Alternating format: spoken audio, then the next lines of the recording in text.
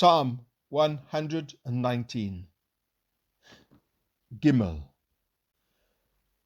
Be good to your servant, that I may live and obey your word.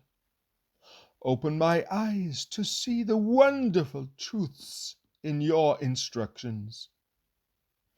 I am only a foreigner in the land.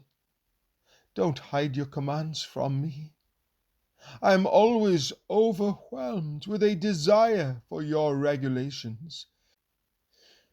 You rebuke the arrogant.